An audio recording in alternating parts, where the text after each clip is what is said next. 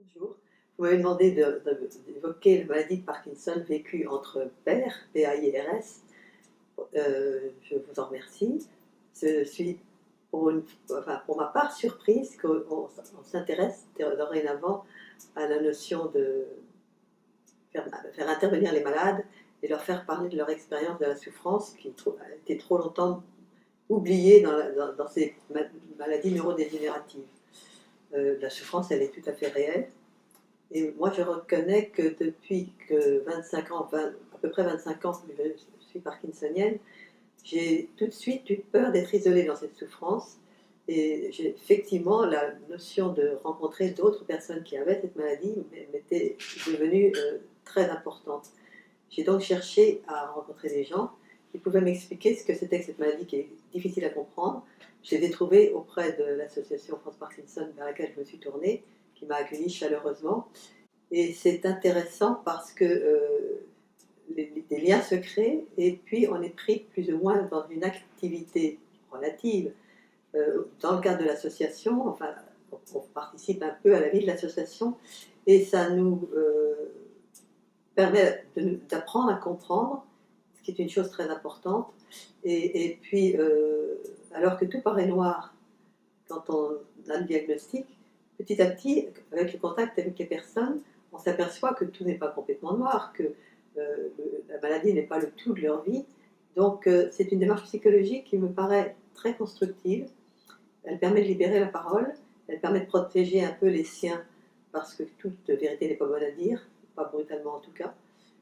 C'est un domaine un peu secret que les malades ont avec d'autres malades, qui leur propose une possibilité de recul et de réflexion sur finalement ce qu'ils veulent faire de leur vie, adaptée à la maladie de Parkinson. Parce que la difficulté, c'est certainement le déni. C'est quand même une chose qui est très importante quand un événement grave nous agresse. On a tendance à réagir par le déni et la façon de côtoyer régulièrement des malades aussi.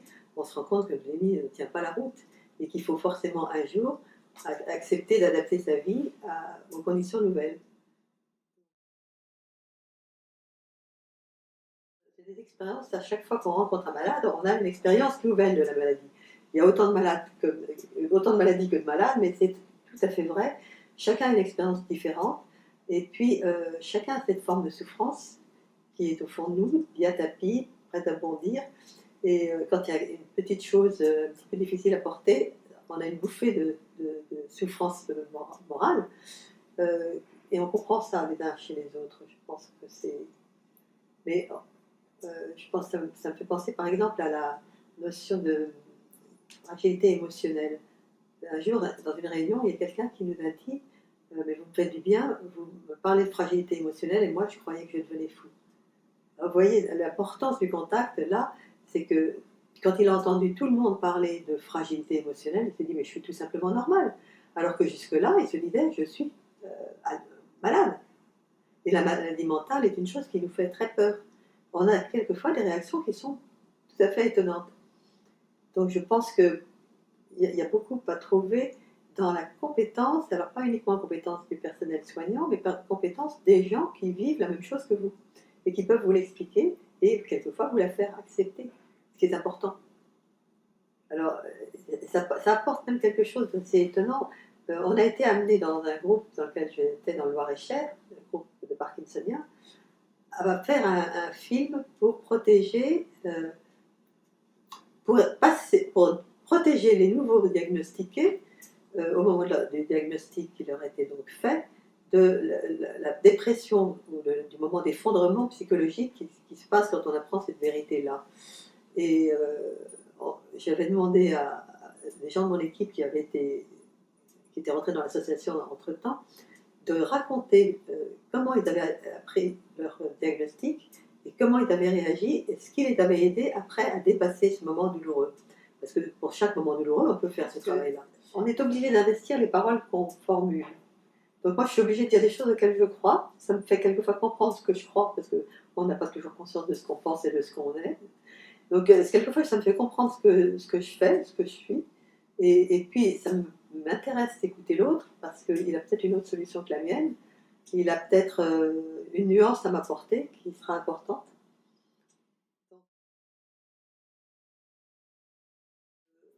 On vous dit, bon, ben, est-ce que tu pourrais recevoir un coup de téléphone de telle personne qui vient d'apprendre qu'elle est parkinsonienne?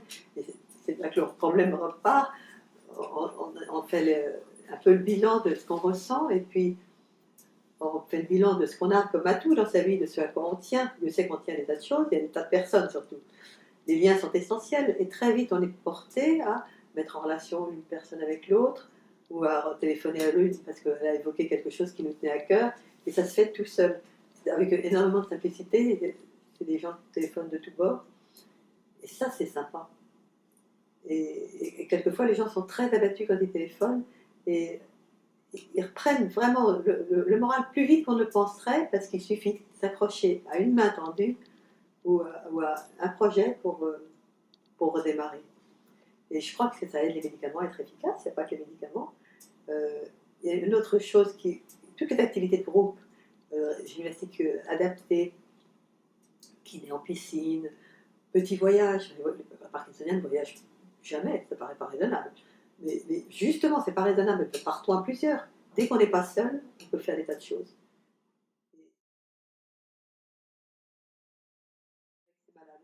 Et il faut se dire que ceux qu'on voit dans la rue et dans les activités, ce sont ceux qui font encore bien.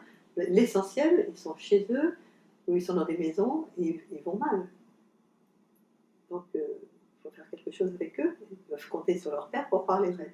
Quand on dit à des parkinsoniens que l'idéal, c'est le maintien à domicile, moi, j'y crois pas du tout. Je crois que c'est au contraire, le malade, il a besoin d'être dans la vie, de partager des choses avec d'autres, et peut-être avec ses pairs.